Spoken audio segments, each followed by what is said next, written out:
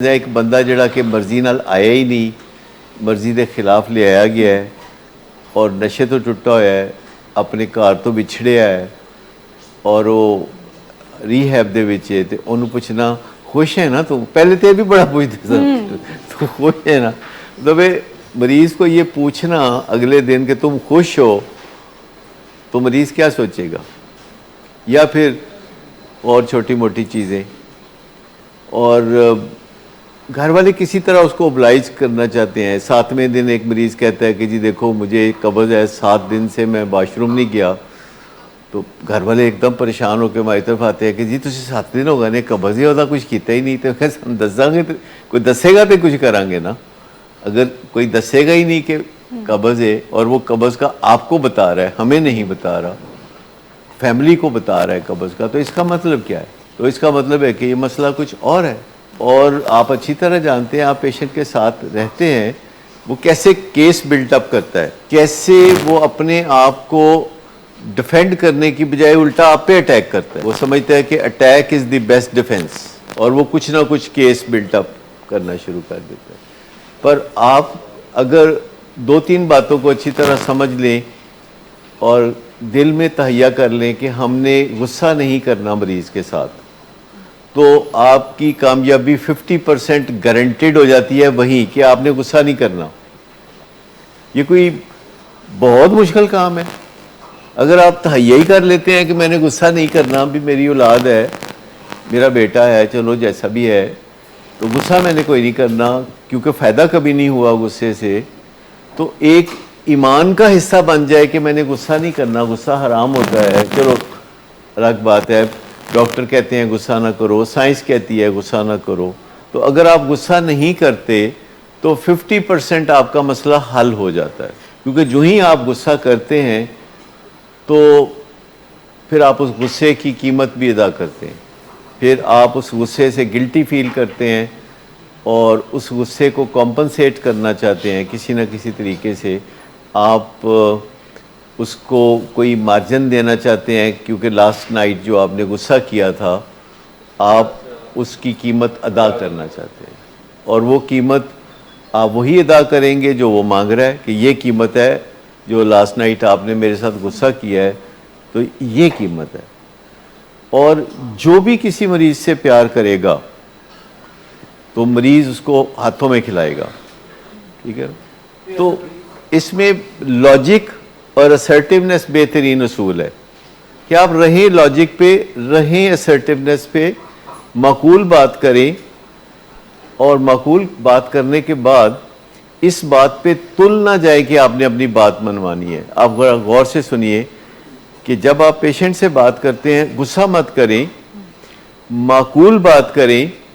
Number 3, इस बात पे मत तुल जाएं कि ये अभी फौरी तौर पर हमें मतलूबा नताइज दे देगा। अच्छा, किसी भी बंदे से जब आप मज़ाकरात करते हैं जाके, या वो आता है तो मज़ाकरात करते हैं, तो जो पहले मज़ाकरात हैं, जो फर्स्ट मज़ाकरात हैं, जो इब्तदाई गुफ्तगू है या जो पहले दिन की गुफ्तगू है या जो फर्स्ट मीटिंग की गुफ्तगू है, उसमें क्या आपको ये तवक्को रखना चाहिए कि आपका गोल अचीव हो जाएगा। अगर आप अपने घर से जाते हैं अपने भाई के घर जिसके साथ आपका कोई जायदाद का तस्फिया हो रहा है और तनाज़ा है, और आपके अब्बा ने जो जायदाद छोड़ी है वो आप अपने एक भाई से जाके तो बातचीत करना चाहते हैं और उस तनाज़े को हल करना चाहते हैं, तो क्या आपको ये सोचना चाहिए कि आज जब कि मैं जाऊंगा और बातचीत करूंगा और बातचीत करके उठूंगा तो सारा मसला हल हो चुका होगा?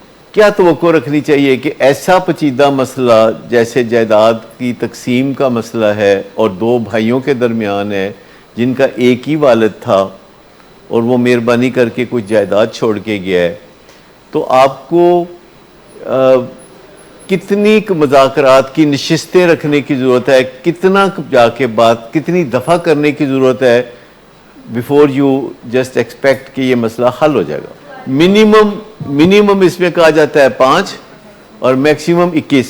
आप गेज करते रहते हैं कि आया ये 5 की तरफ बात जा रही है या 21 की तरफ बात जा रही है, और ये जो गुस्सा चढ़ता है वो इस वजह से चढ़ता है कि आप सोच के गए थे कि मैं जावांगा, सीधी सीधी ते गल है, 2 + 2 4 वाली गल है, तो मैं जाके भरा नाल गल करांगा तो वो कहेगा जी थैंक यू वेरी मच, जो तुसी किया मैंने कबूल है, तो आओ बैठ के खाना खाइए रल के, तो जफ्फी पाइए, तो फिर चलिए।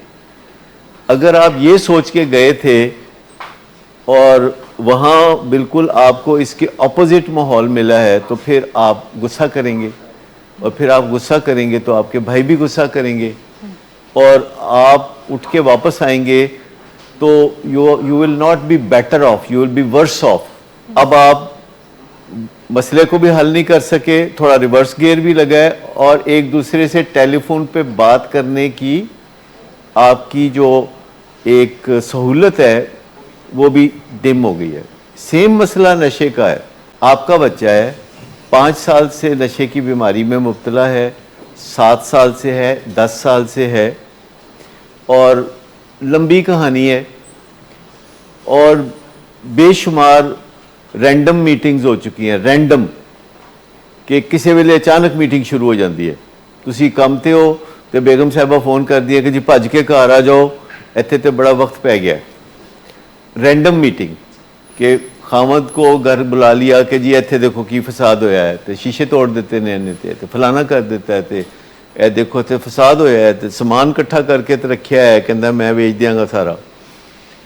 तो ये रैंडम मीटिंग्स होती हैं जिसमें कोई प्लानिंग नहीं, कोई गल नहीं, कोई बात नहीं, और बंदा अपना काम भी छोड़ के आया है, इस बात का भी गुस्सा है, और आगे से बेटा जो बदतमीज़ी कर रहा है, चूँकि उसको पता है कि कौन सी दुखती रग है, कहाँ छेड़ना है मुझे, और बंदा फिर परेशान हो जाता है, और नतीजा ये कि जो अभी तौर पे वालिद भी बुरा भला कहता है, माँ पहले खपी तपी हुई है, और उस तो बाद कई दिन आपस में गल ही नहीं होती, फिर एक कोई वकूआ होता है, फिर एक रैंडम मीटिंग होती है। उसका तरीक़ेकार यही है कि पहले तय कर लें कि अच्छा जो होना सी हो गया है, नशे की बीमारी इनू लग गई है, तो गल इहदे नाल करनी है जिवें मरीज़ां नाल गल करी दी है, और गल करनी है अच्छे तरीके नाल, सॉफ्ट तरीके नाल करना है। यदि गल जिहड़ी नहीं मनने वाली वो बिल्कुल नहीं मननी, और गुस्सा नहीं करना, ये चीज़ों को साथ में ला के देखें। लेकिन किसी एक दिन ये तवक्को करना कि आज शाम तक ये मैं मसला बिल्कुल हल कर दूंगा, और हल कैसे करते हैं, तू भाई चुक समानते निकल। कितनी दफ़ा ये चीज़ हो चुकी है कि आपने कहा तेरे नाल साडा गुजारा ही नहीं, तू निकल। ये कितनी दफ़ा हो चुका होता है घरों में, और बंदा समझ रहा होता है कि मेरे मसले का ये हल है, ठीक, या फिर कोई इस तरह के मसले का हल के दस तू की चाहना है, कहते जी मैं रोज़ का 500 रुपया चाहना, कहता तू बस बिल्कुल गल नहीं करनी, रोज़ सवेरे तेरे तकिए थले 500 रुपया होएगा। बहुत सारे हमारे पेशेंट्स हैं जो इस तरह का मुख मुका करके 4 दिन का अमन कायम कर देते हैं, इससे मसला हल नहीं होता। इससे आप घड़े की मच्छी बन जाते हैं। घड़े की मच्छी पता है आपको क्या होती है? घड़े की मच्छी हो जाने का मतलब ये है कि जब चाहे घड़े में हाथ डाला मच्छी पकड़ ली। एक होती है दरिया की मछली, तो वो दरिया की मछली जो है वो आप नहीं पकड़ सकते, वो इधर उधर फिसल जाती है, और मछली फिसलने वाली चीज़ है।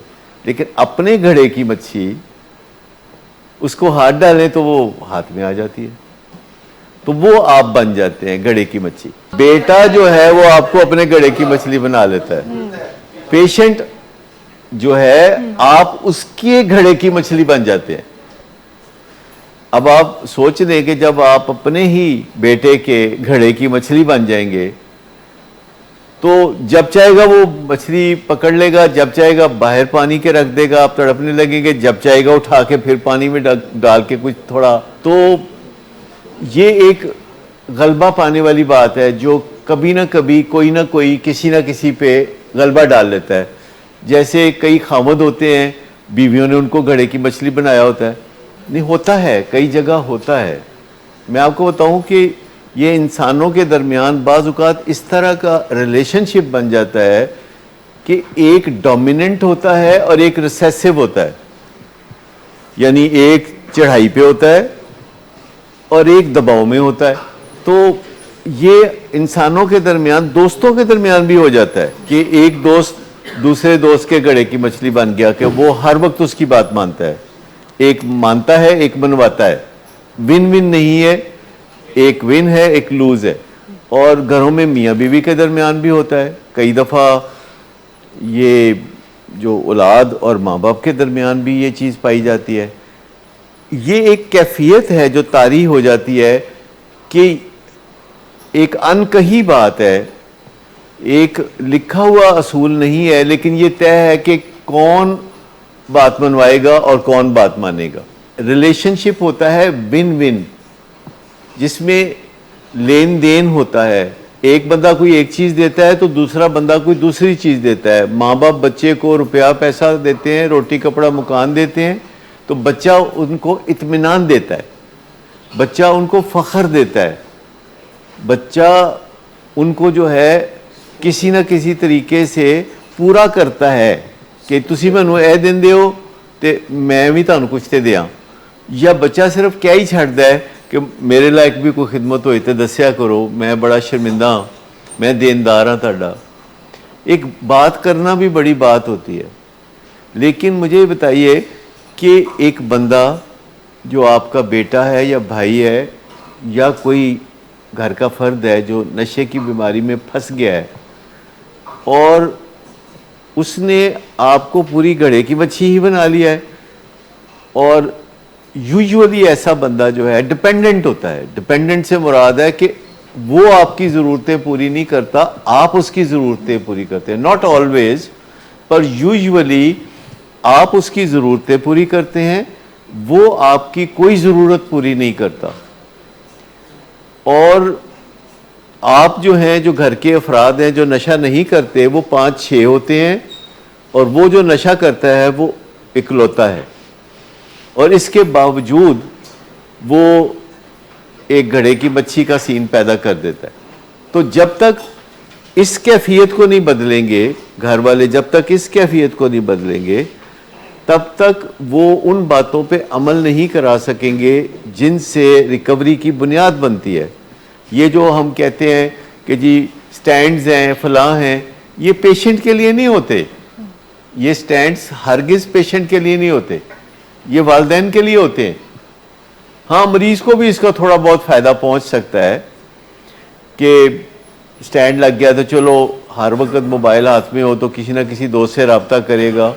लेकिन हमारा असल मकसद ये नहीं होता कि इसको दुनिया से काट देना है। असल मसला ये होता है कि वालिदैन को स्ट्रेच करने की कोशिश कर रहे होते हैं कि आप इसकी बातें मानने की बजाय इससे बातें मनवाना शुरू करें, इसकी खातर, इसकी ज़िंदगी बचाने की खातर।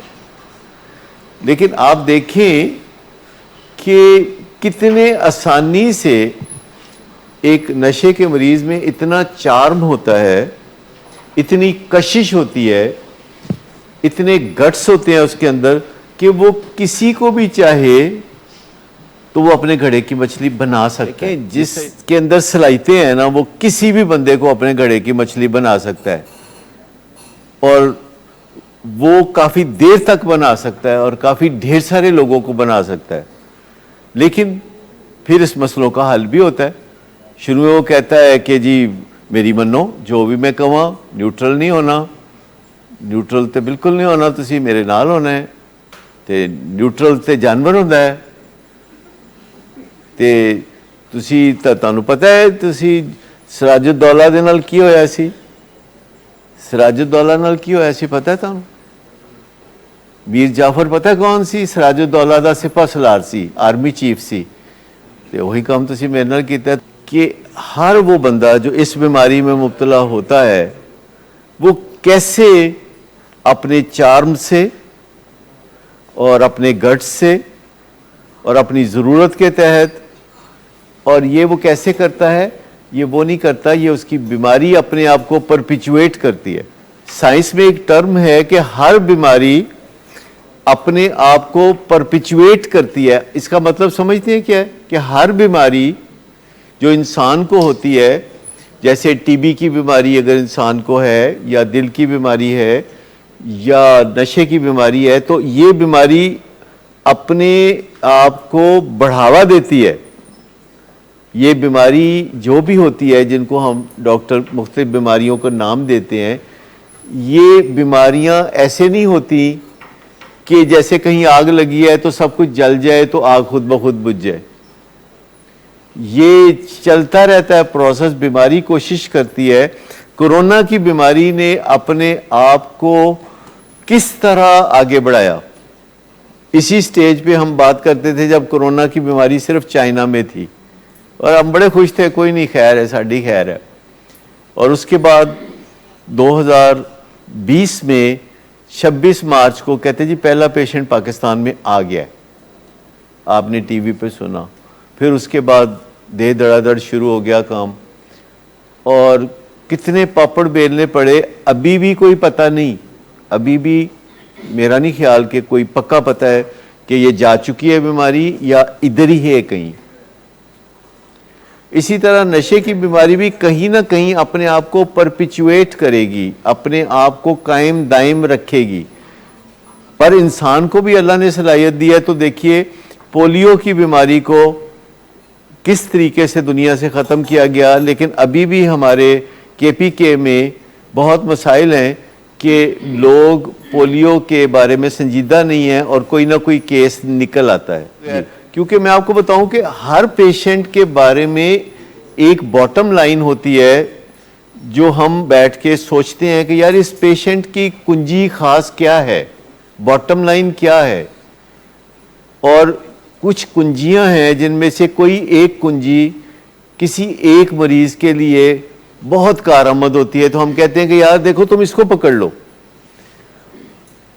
मैंने बताया कि एक खातून जिसकी हमारे साथ काउंसलिंग शुरू होने वाली है आउटडोर बेसिस पे, उन्होंने अपनी ज़िंदगी में बहुत तरक्की की है, कुछ तरक्की ज़्यादा ही कर लिया उन्होंने बहुत ज़्यादा एजुकेशन हासिल की, उन्होंने बाहर से एजुकेशन हासिल की, उन्होंने दुनिया में बड़ा ट्रैवल किया, उन्होंने पाकिस्तान में बहुत बिज़नेस कायम किया और उनकी उम्र 28 साल है और उनकी ज़िंदगी में एंग्जाइटी है, उनकी ज़िंदगी में डिप्रेशन है, उनकी ज़िंदगी में अभी लाइफ पार्टनर नहीं है। वो खातून जो हैं उन्होंने वर्ल्डली सक्सेस बहुत हासिल की, तालीम बहुत हासिल की, इंतहाई हसीन व जमील हैं और 28 साल उम्र है और उन्होंने कंपनी एक डेवलप कर ली है, लेकिन उनकी ज़िंदगी में एंग्जाइटी, डिप्रेशन और तन्हाई है और एक्स्ट्रा ऑर्डनरी खूबियों की मालिक खूबसूरत हैं वो।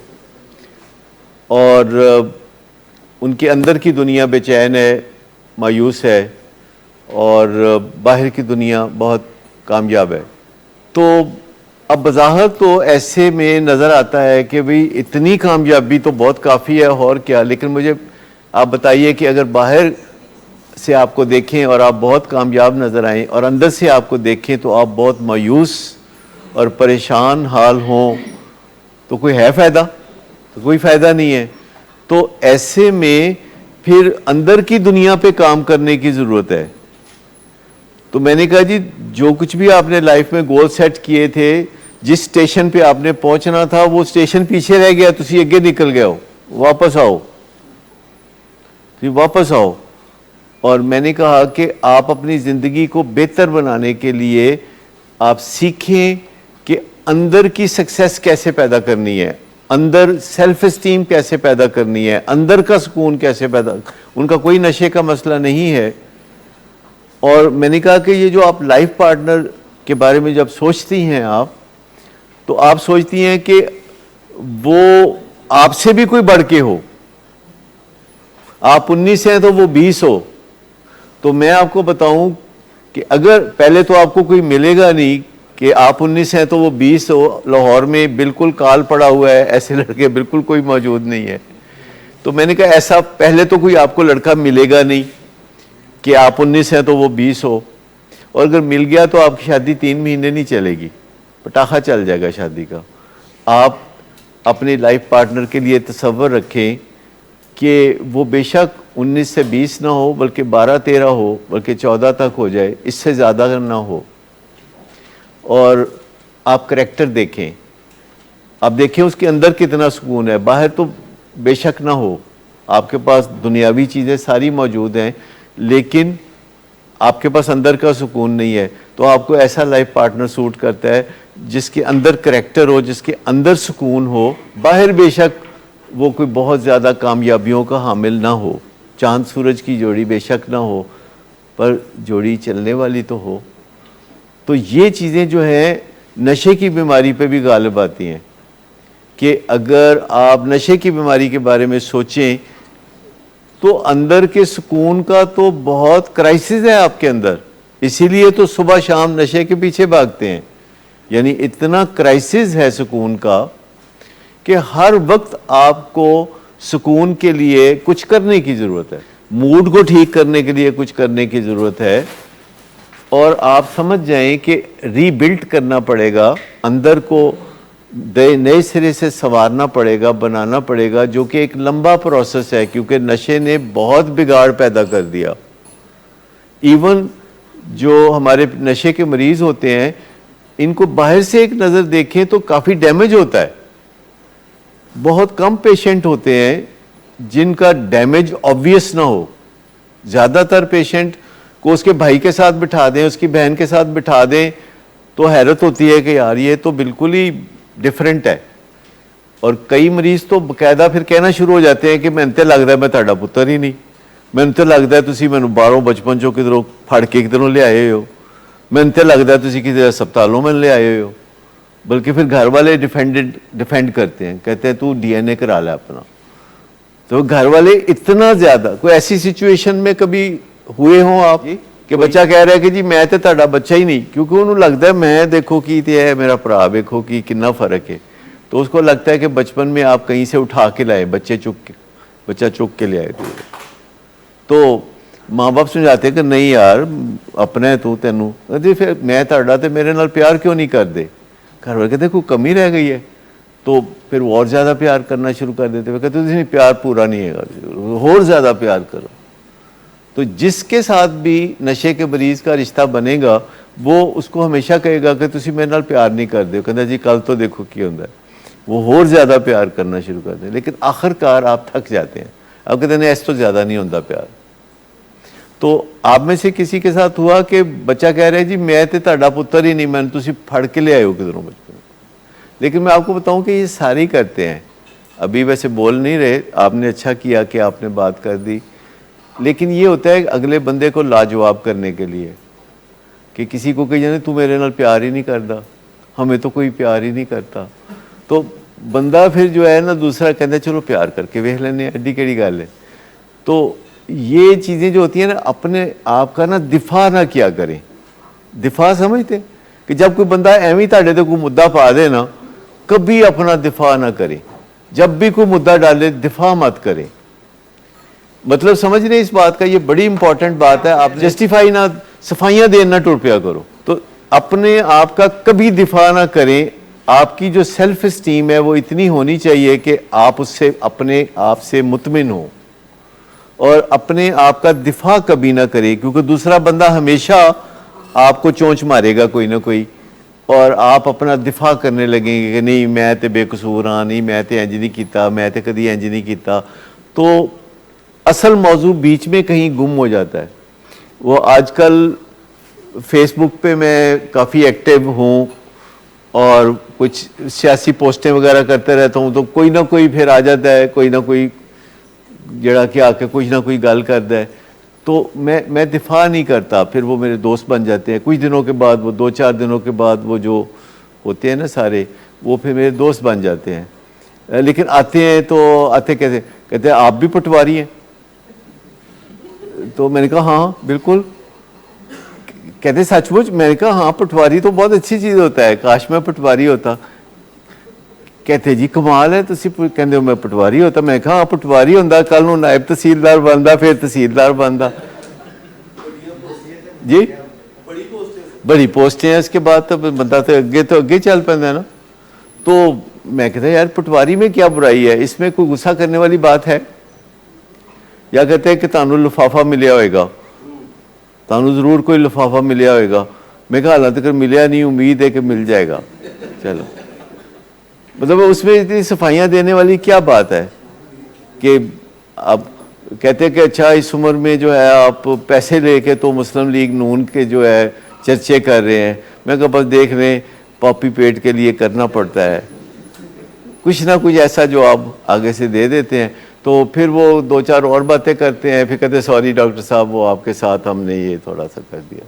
तो दिफा नहीं करना अपना, जब आपको पता है ना कि दूसरा बंदा सिर्फ अटैक कर रहा है आप पे, तो इसको कहते हैं धुंध बन जाना। धुंध बन जाने का मतलब है कि जैसे कई इलाकों में धुंध होती है, तो अगर आप उसमें मुक्का मारें धुंध के अंदर तो क्या होगा?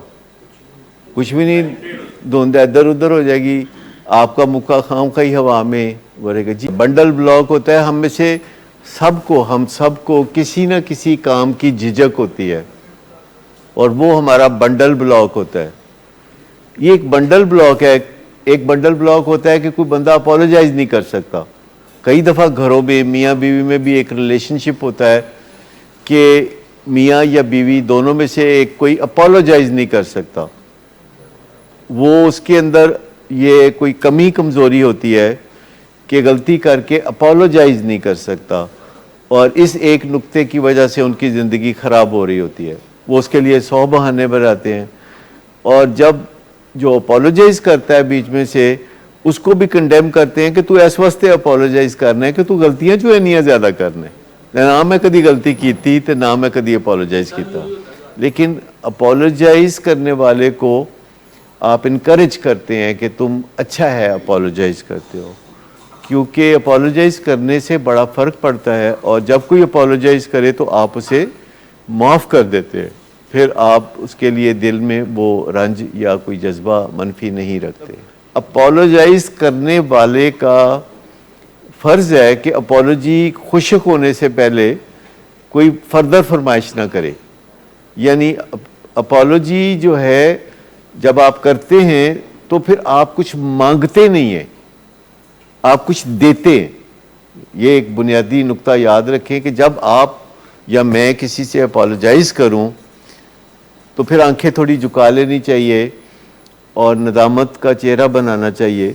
तो अपोलोजाइज जब बंदा करता है ट्रूली, तो उसके बाद उसको ये तवक्को नहीं रखनी चाहिए कि जो ही अपोलॉजी किया है तो वो कहे कि अच्छा मन बर्गर मंगा दो। और जब एक फरमाइश आपकी पूरी होती है किसी फैमिली मेम्बर के हाथों या किसी रिश्ते के हाथों, तो आप अगली फरमाइश नहीं करते, आप फिर उससे पूछते हैं कि आपकी कोई फरमाइश हो तो बता दें। लेकिन अक्सर देखा गया है कि जब कोई बंदा देखता है कि मेरी एक बात मानी गई है तो कहता है एक गल होर भी है, तो वो जब वो बात मानी जाती है तो फिर कहता है एक गल होर भी है, तो फिर एक गल होर भी है, तो फिर एक गल होर भी है। तो आहिस्ता आहिस्ता ये सीखने की कोशिश करें कि अपोलोजाइज अगर आप करते हैं ट्रूली तो फिर आप कुछ मांगते नहीं। अगर आपको कोई बंदा कुछ दे देता है आपके मांगने पर तो आप दूसरी दफ़ा और चीज़ नहीं मांगते, फिर आप अपनी बारी लेते हैं कि अब मैं कोई चीज़ दूंगा।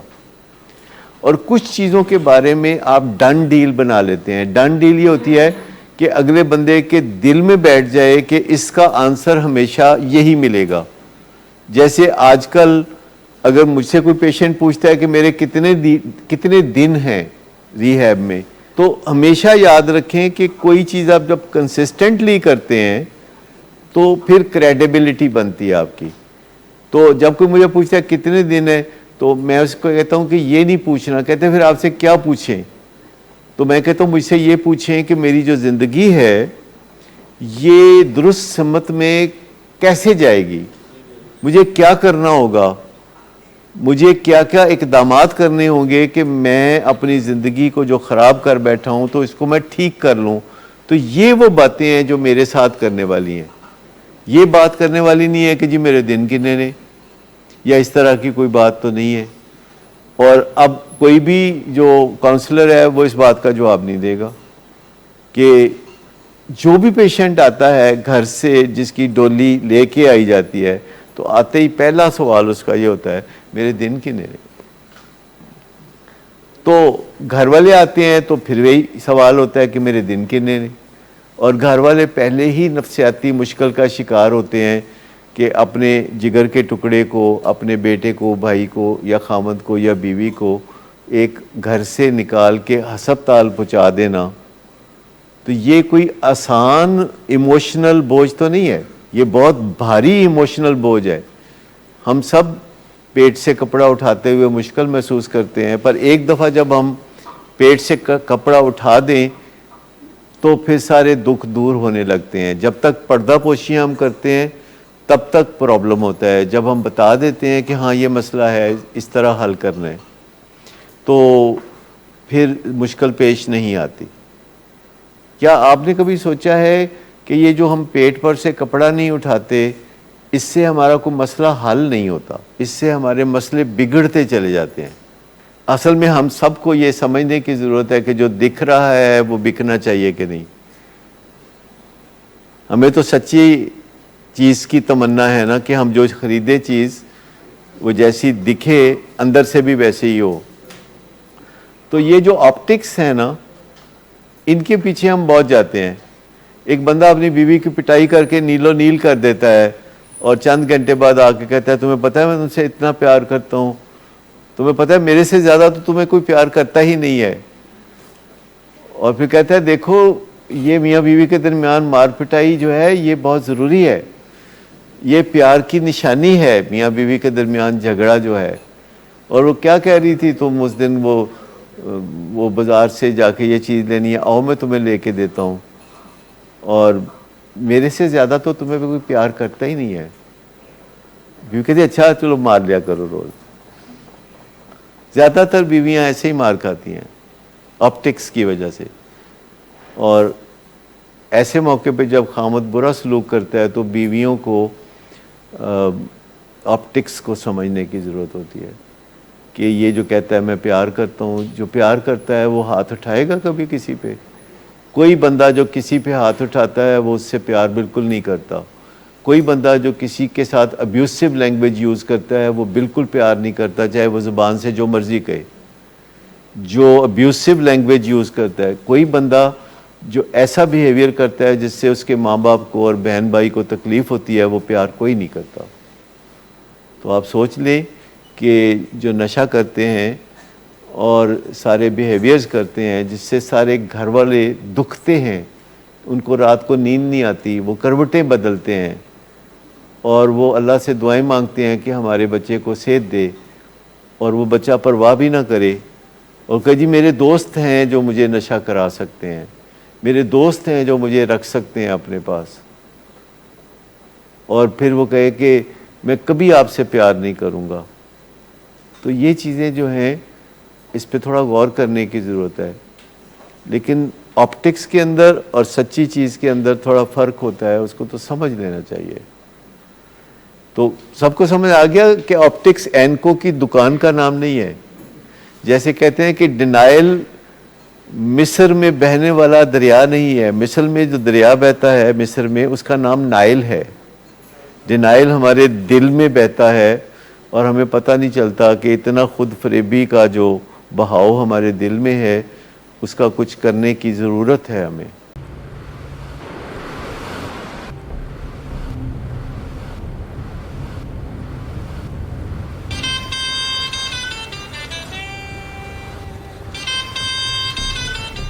अच्छा, तो अभी तक तुम्हारा इस चीप लड़की के साथ चक्कर चल रहा है?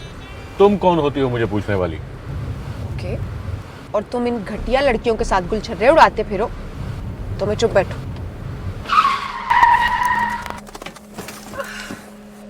Get out.